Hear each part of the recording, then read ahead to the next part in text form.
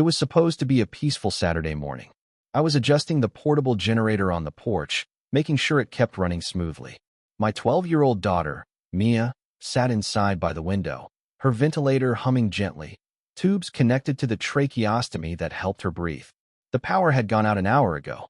For most people, that's an inconvenience. For Mia, it could mean death. Then I heard the voice. Sharp, shrill, and full of entitlement. That disgusting machine has to go. I turned and saw her Valerie Gibbons, president of the Oak Hills HOA, marching up our front steps like she owned the place. It's an eyesore, and it's disturbing my peace.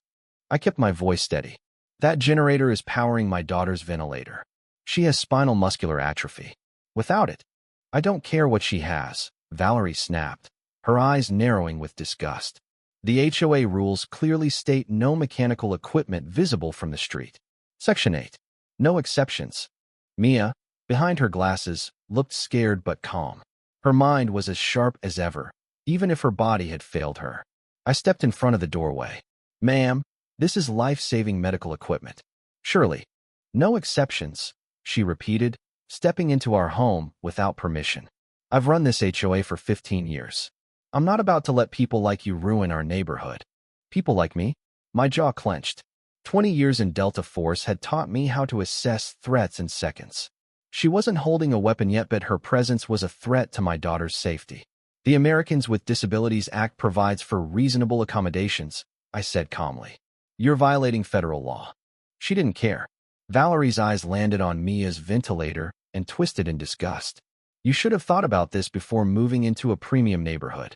There are facilities for kids like her. Mia's hand gripped mine, trembling.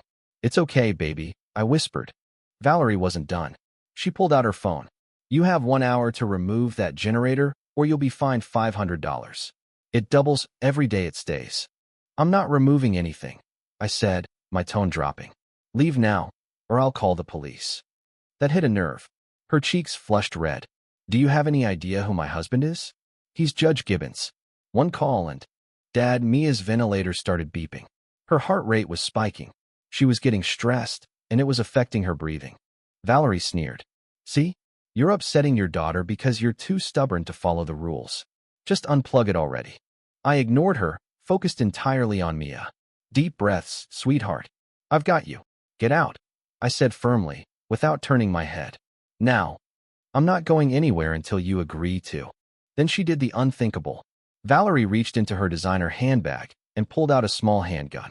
She didn't point it, but held it where I could see. Are you threatening me? Because I feel very unsafe right now. That was it. She brought a gun into my home with my disabled child present. My instincts kicked in. I noted everything. .380 caliber, safety off, finger on the trigger, poor stance. She had no idea what she was doing. You're in my home, waving a firearm near a child on a ventilator, I said evenly. Put it down. Now. She didn't. Instead, she raised it slightly, maybe as a bluff, but it was enough. In one smooth motion, I stepped forward. Before she even realized what happened, the weapon was out of her hand and in mine. I had her restrained, gently but with total control. My Delta Force teammates used to call it the ghost, a disarm so fast it looked supernatural. What how? She stammered. Mia, I called out. Can you reach your phone? Despite her distress, my brave girl tapped the emergency button. A lady with a gun is in our house, she told the dispatcher between shaky breaths. Dad needs help. Valerie squirmed in my grip. Let me go? This is assault. I didn't even look at her. Your husband, I said coldly, will be very interested to hear how you brandished a gun at a ventilator-dependent child. That shut her up. Fear began to replace her arrogance. Police arrived 7 minutes later. One of the officers took one look at me and said, Captain Ethan Cole? From Operation Iron Ridge. I gave a small nod. The officer turned to his partner. She picked the wrong house.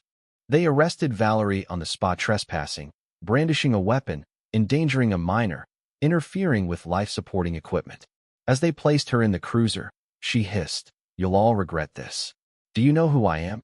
Yes, the officer replied. You're the woman who pulled a gun on Captain Cole's disabled daughter. And I'm pretty sure that's all your husband needs to know. And apparently it was. Judge Gibbons filed for divorce that same day.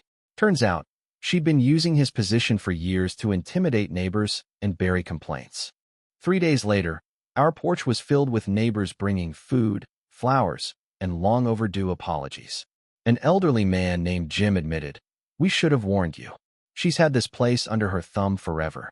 She made us hide my grandson's wheelchair ramp behind the house," a woman added. Said it ruined the aesthetic. But this time, they weren't backing down.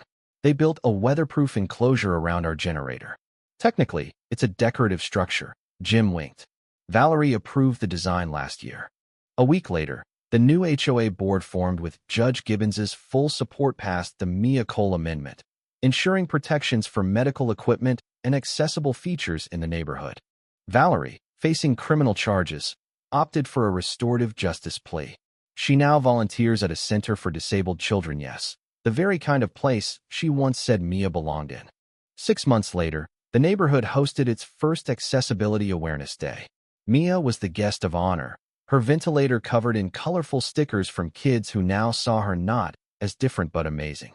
As the crowd gathered, I noticed a familiar figure on the edge. Valerie.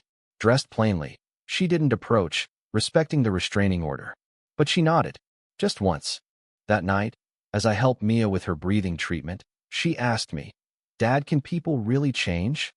I thought about Valerie, about our neighbors, once too scared to speak, now stepping up.